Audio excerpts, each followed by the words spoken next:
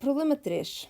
A figura representa uma instalação de condicionamento de ar em que estão previstas duas etapas: arrefecimento e desumidificação entre 1 e 2, aquecimento até as condições de saída entre 2 e 3.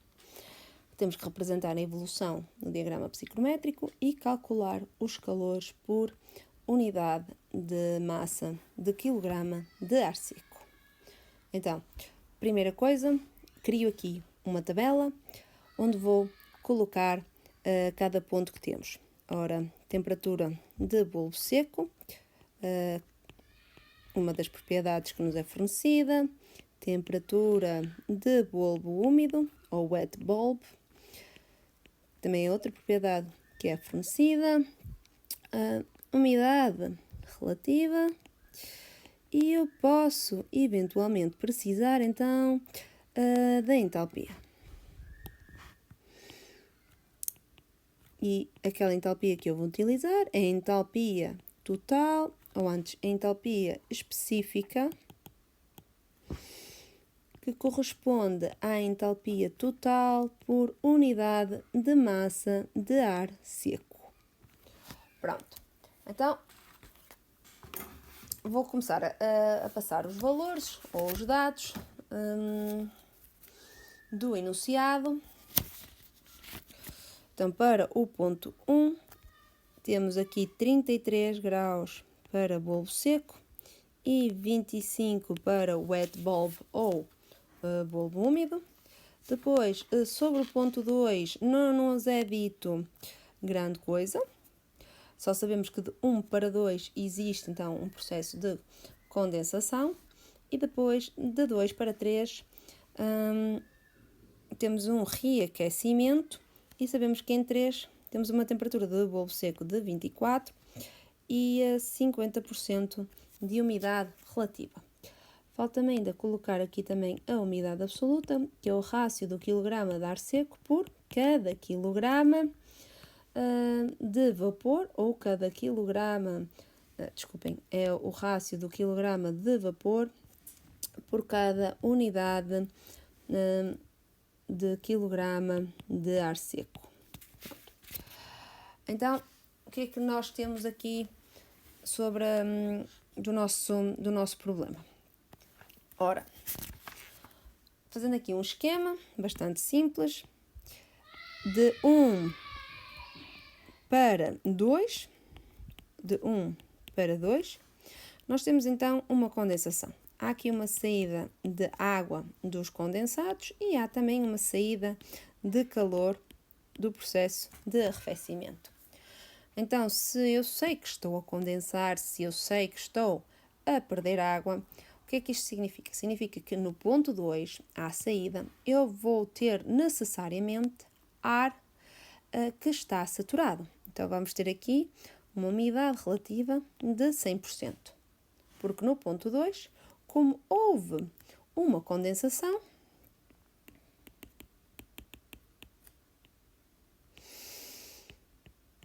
então o ar está saturado.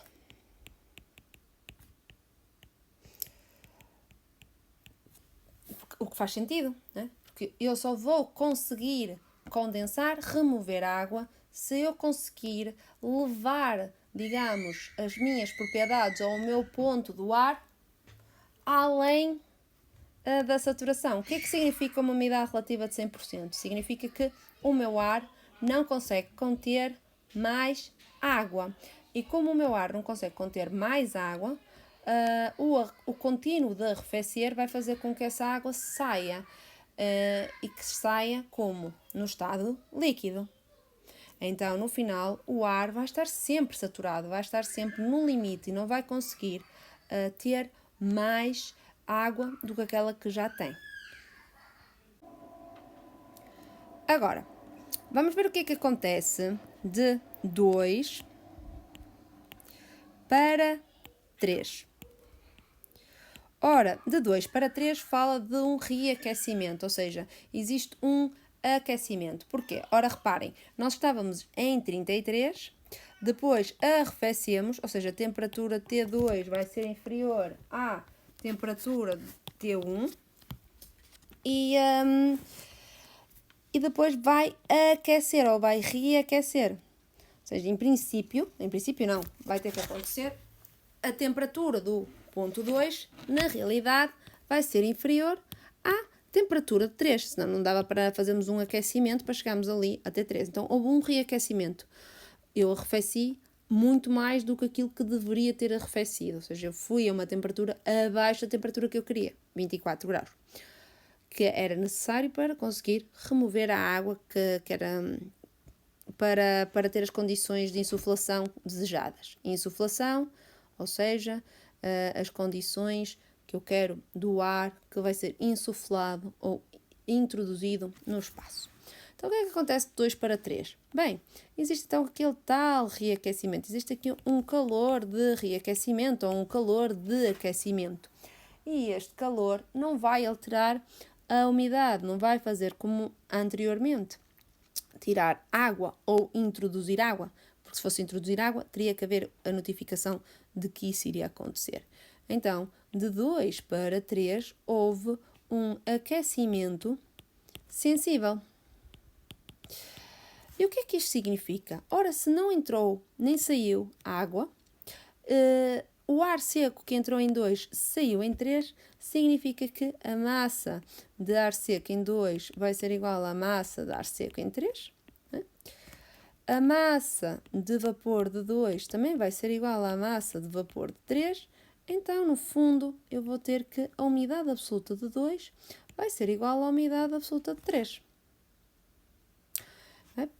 Porque o que é a umidade absoluta? Isto basicamente é o rácio de vapor sobre o ar seco. Então, rácio de vapor relativamente ao ar seco. Então, como o ponto 3 eu conheço 24 e 50, eu consigo definir completamente o ponto 3, consigo definir completamente o ponto 1, eu não sei o ponto 2, mas eu sei que o ômega 2 vai ser igual ao ômega 3.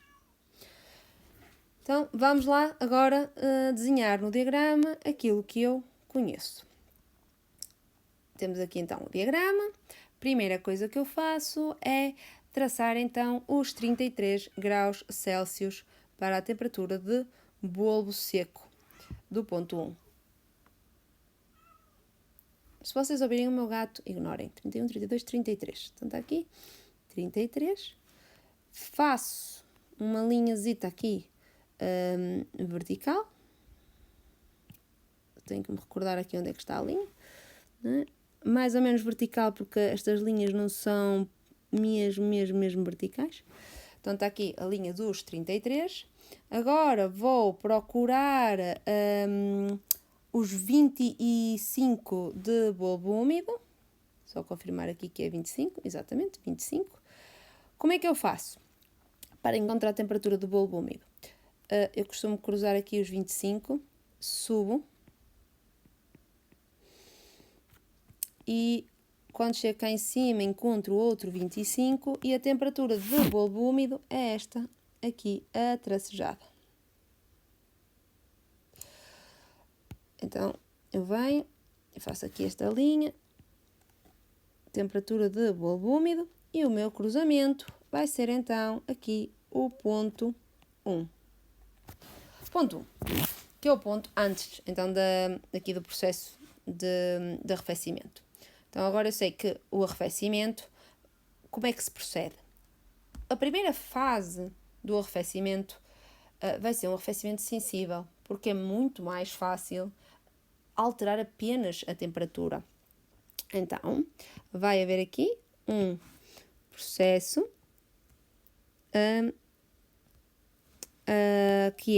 que ocorre aqui com a umidade absoluta constante. Vou tirar aqui a linha. E então está aqui, o meu ponto 1 vai arrefecer a umidade absoluta constante até atingir o ponto ali de saturação. E o que é este ponto? Ora bem, este ponto que está aqui, se eu traçar cá para baixo, vai-me dar aqui uma temperatura, ok? E esta temperatura aqui é a temperatura de orvalho do ponto 1, que são 22 graus Celsius. que é a temperatura a que o ponto, o ar, estando às propriedades de 1, começa a condensar. Ou seja, se tiverem uma sala com ar com as propriedades de 1, quando colocarem lá dentro dessa sala um copo com uma bebida abaixo dos 22 graus, vai começar a formar-se condensação. Ou se o vidro da janela estiver abaixo dos 22 graus, vai começar a formar-se condensação. Pronto, agora vamos marcar o ponto 3, o ponto final, o ponto após o reaquecimento, que é para os 24 graus, ou seja, aqui, 24, e para os 50, ou seja, 24, 10%, está aqui, 10%, 24, 20, 30, 40 e aqui está o 50, ou seja, ponto 3 definido. Então, como podem ver, o ponto 1, para começar o ar em 1, para começar a condensar, teve que ir a uma temperatura abaixo da temperatura de orvalho, abaixo dos 22. Então, isso significa que com o nosso processo de arrefecimento, fomos aqui por baixo, sempre a descer o escorrega. E onde é que vamos parar de descer o escorrega? Pois, vamos parar quando atingirmos a umidade absoluta do ponto 3, porque eu sei que de 2 para 3 houve um aquecimento sensível. Então, pego e vou então traçar aqui uma linha horizontal para unir aqui a parte da evaporação,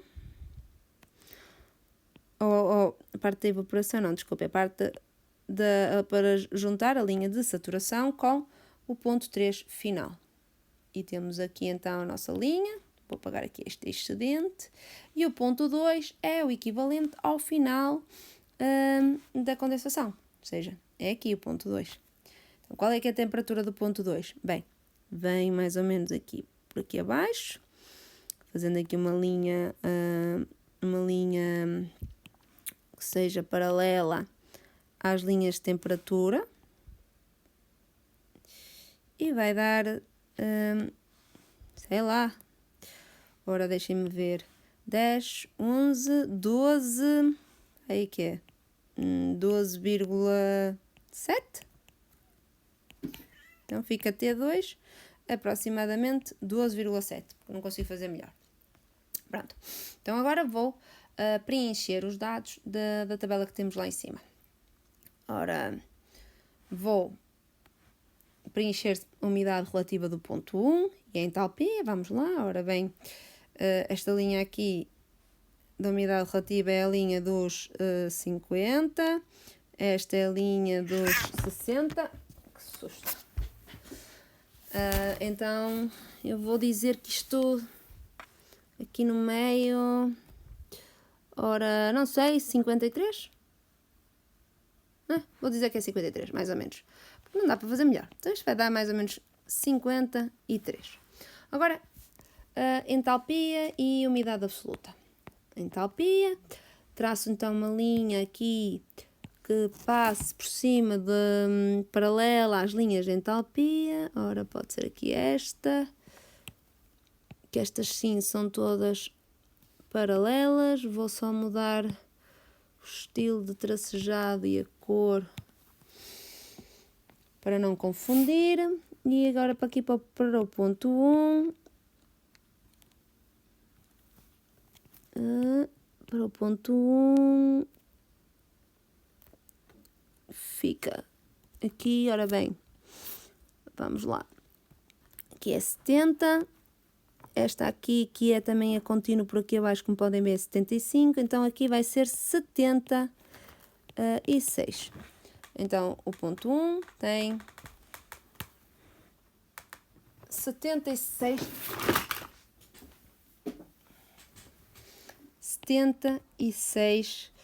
kJ por quilograma de ar seco. Voltamos à umidade absoluta. Ora, umidade absoluta. Vou traçar uma linha aqui horizontal.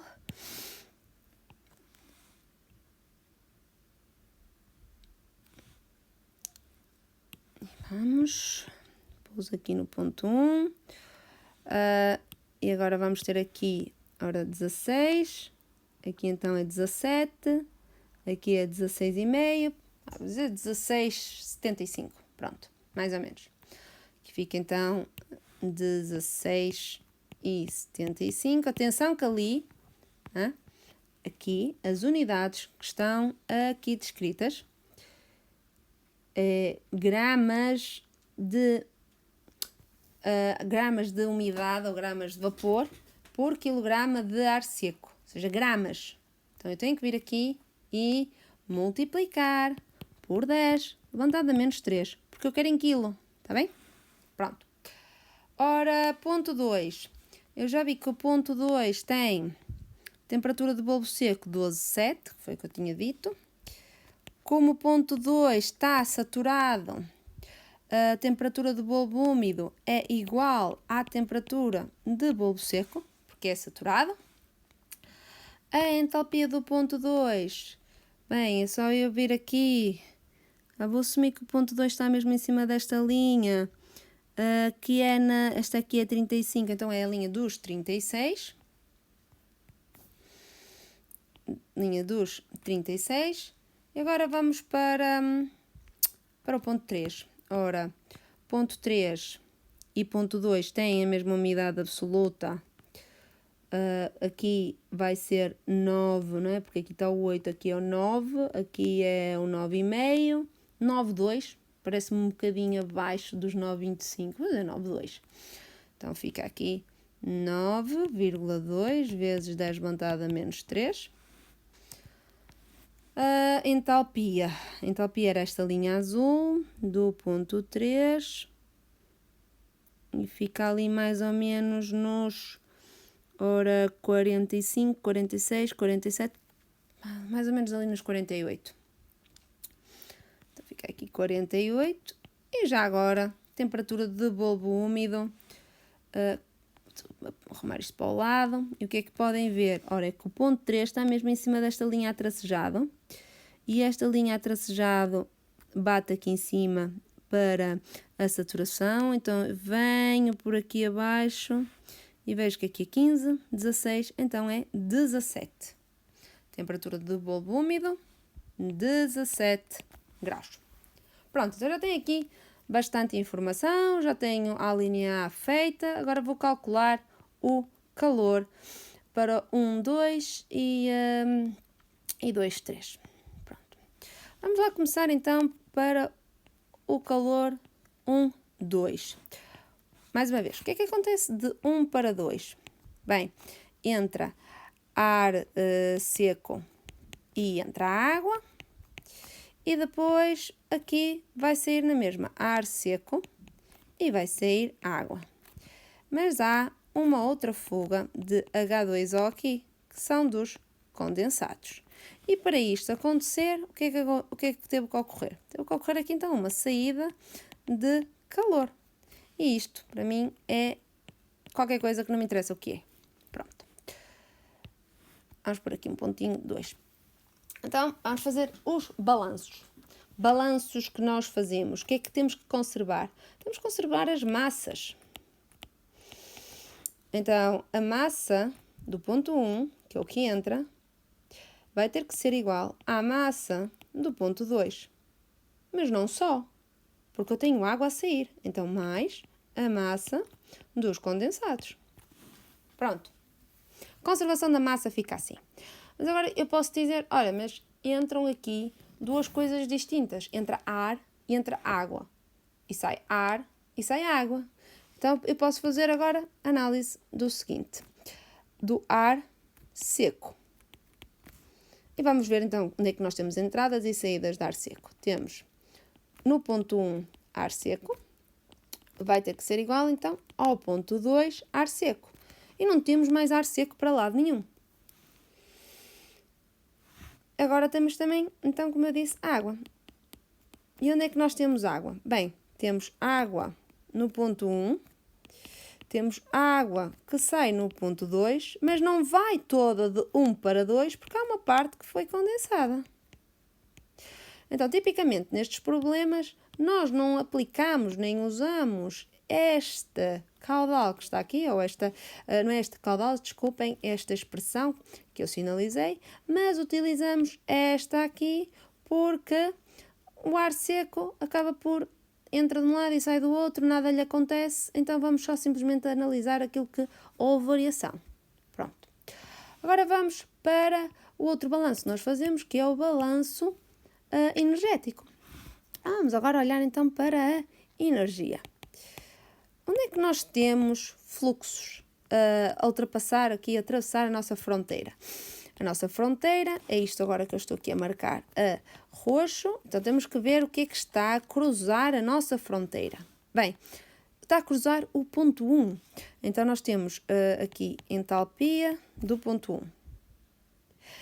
E está, mas não há mais nada a entrar, então vai sair o quê? Vai sair aqui 2, vai sair a entalpia também aqui dos condensados e também vai sair aqui um fluxo de calor.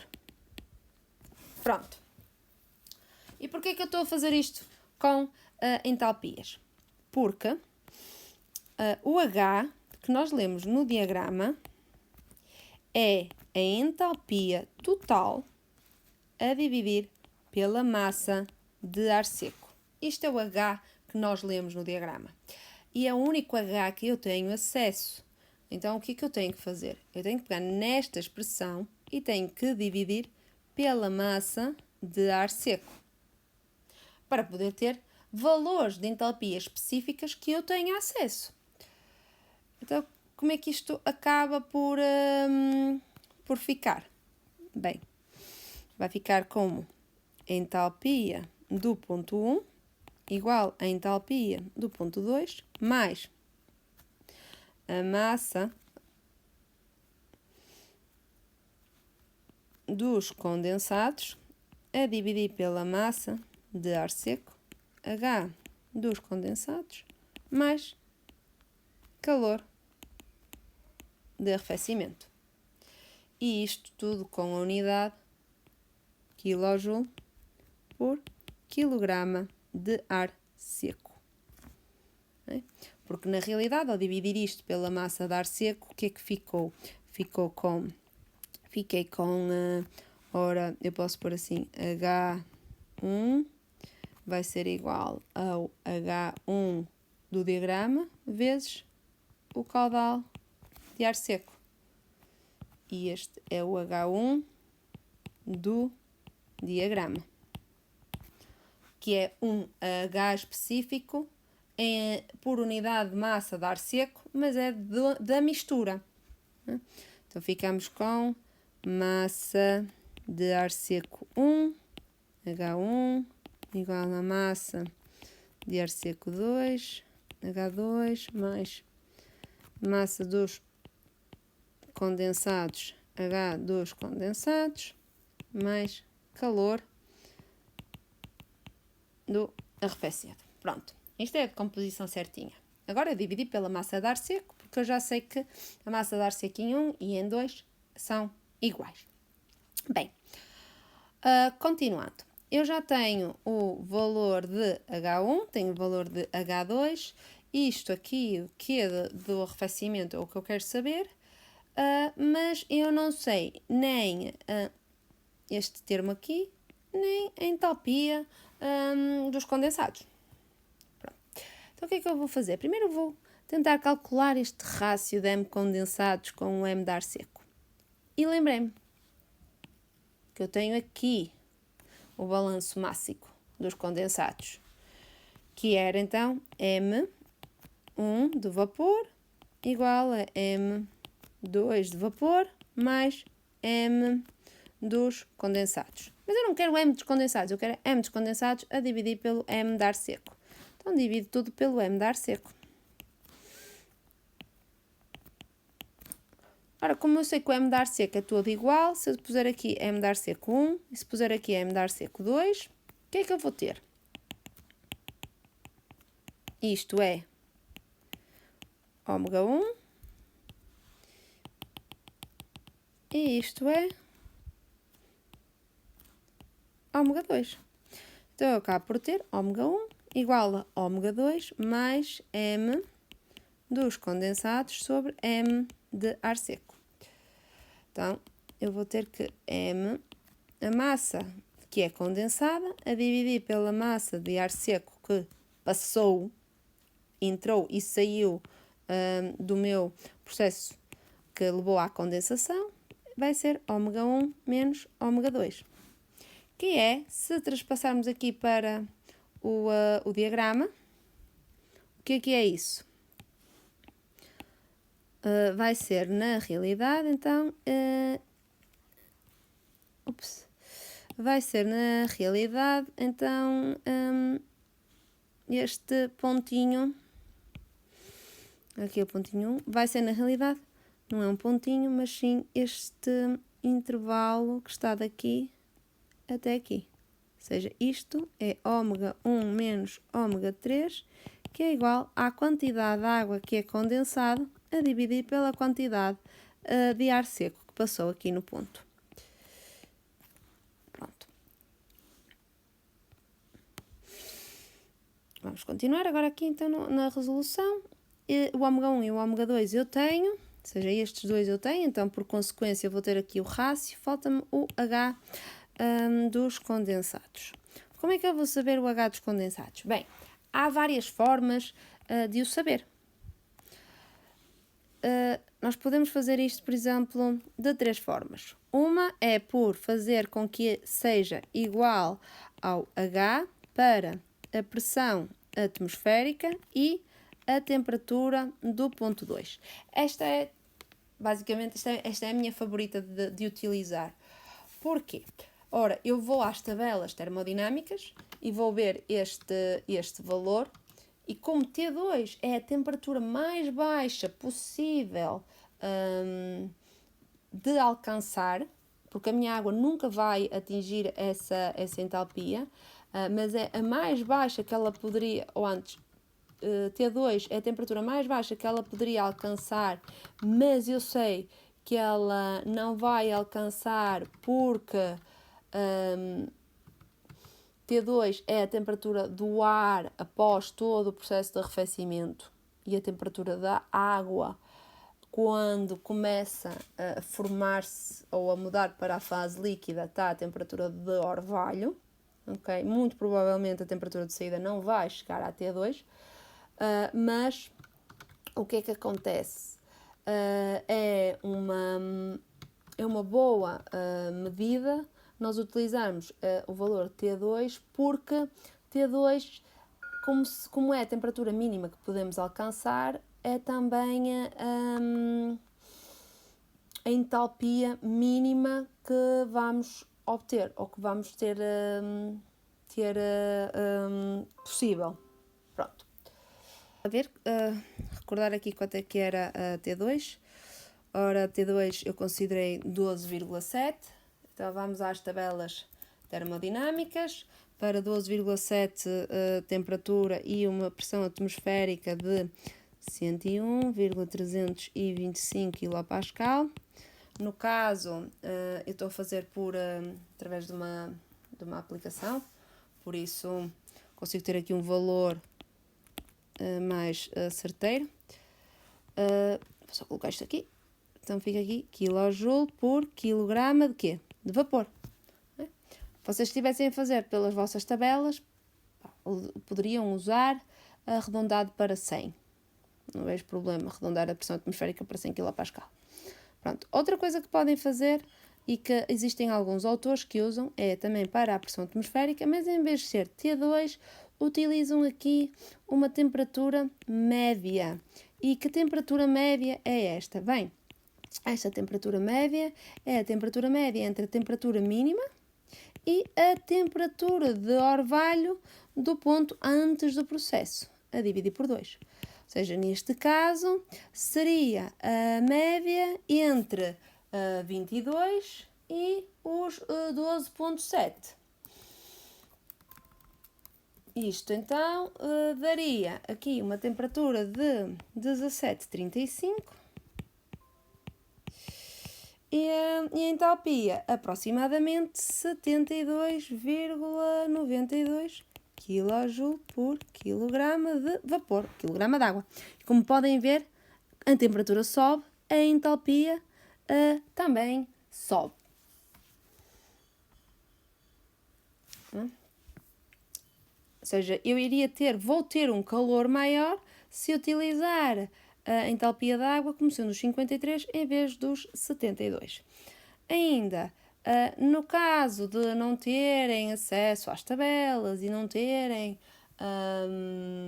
e quererem simplificar um pouco e andar um bocadinho mais rápido, o que é que muitas vezes se faz? Utiliza-se, aproxima-se a entalpia da condensação ao C, que é o equivalente ao CP e ao CV da água, vezes a temperatura de H2O.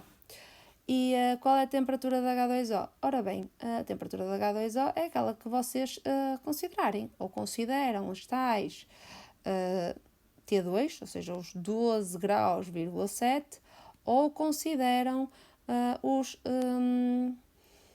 os 17, eu pus aqui 7, mas não é 7, desculpem, é 17,35.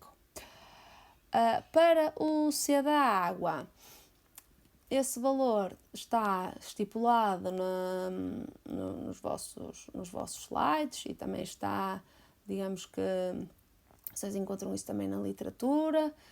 Se não me engano, também vocês têm acesso a isso, acho que isso está na tabela 1 das tabelas do professor Paulo Coelho, que é o que utilizamos, deixem-me confirmar.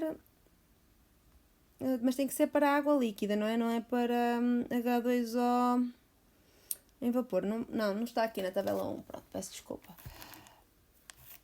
Então, para o C, nós utilizamos o valor de 4. Ora, C de H2O, utilizamos 4,186 kJ por quilograma de vapor Kelvin. Pronto. A questão aqui é quando utilizamos esta temperatura, colocamos em graus Celsius, porque o valor de referência temperatura para estes cálculos é os 0 graus. E então acaba por ser o equivalente a colocar aqui em graus Celsius. Então, se nós usarmos para os 12,7, que era a tal temperatura mínima, e multiplicamos então pelos 4,186, temos aqui uma entalpia de 53,16 kJ por quilograma de vapor. E se utilizarmos para os 17,35, fica aqui um valor então de 72,627 kJ por quilograma de vapor. Ora, quando é que vocês aplicam isto? Bem, aplicam isto quando não existe informação nenhuma sobre o estado do ponto 2. A questão é que aqui, neste exercício específico, existe informação sobre isso. Ora, vamos verificar a informação que nos é dada no enunciado. Aqui diz que é H2 líquido AT2. Pronto. Então, no caso, eu vou utilizar os 53,44. Então, vou fazer H dos condensados igual a... vamos usar os 53,16 porque é o que vocês têm nos slides como fórmula que é dada para o cálculo. Pronto. M dos condensados sobre o M de ar seco, que é então ômega 1 menos ômega 2. Quanto é que era o ômega 1? Ora, o ômega 1, 16,75 e 9,2. Então dá 16,75 menos 9,2 vezes 10 levantado a menos 3 kg de vapor por quilograma de ar seco. E agora vou pegar então aqui na expressão que tinha deduzido há pouco. E vou colar aqui. E posso então agora escrever que... Ora, Q de... pus aqui um pontinho, mas aqui não tem pontinho. Q de arrefecimento vai ser igual a H1. Quanto é que é o H1? Ora, H1 76 e H2 36. Então dá 76 menos 36, né? Ou seja, aqui H1 menos H2 menos M condensado sobre M de ar seco, ou posso até colocar ômega 1 menos ômega 2 H dos condensados. E então fico com, ora, H1, ômega 1 menos ômega 2 são os 16,75 menos 9,2.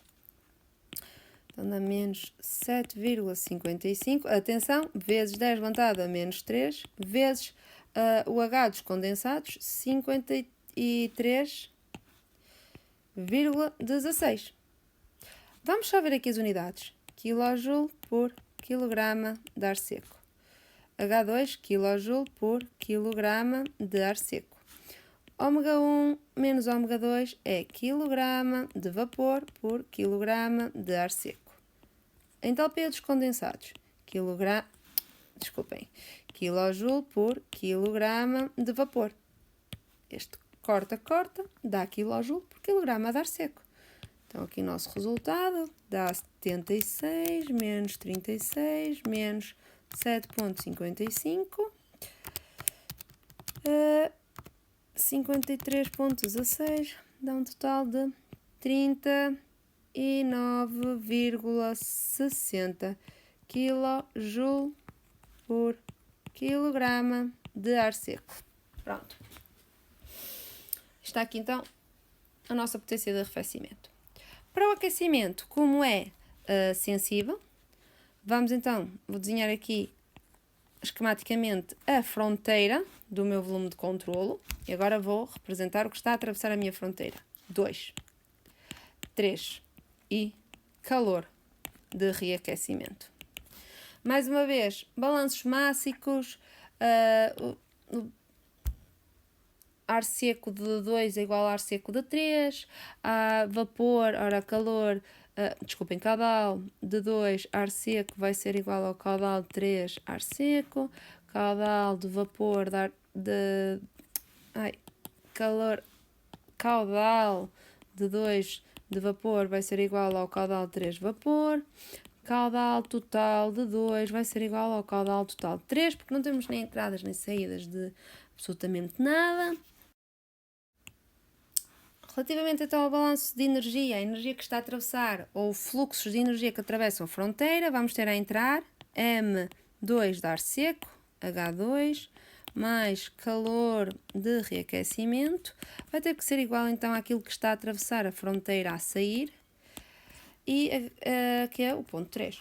Agora, dispenso aqui estarmos aqui outra vez a explicar o que é que aconteceu para eu estar só simplesmente a pôr aqui ar seco. Não se esqueçam que a entalpia do diagrama é sempre a entalpia da mistura relativamente à quantidade de ar seco.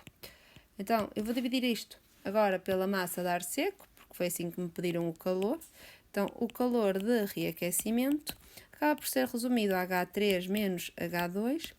H3, se não me falha a memória, 48, H2 é 36, então isto dá 12 kW. 12 kJ por quilograma de ar seco.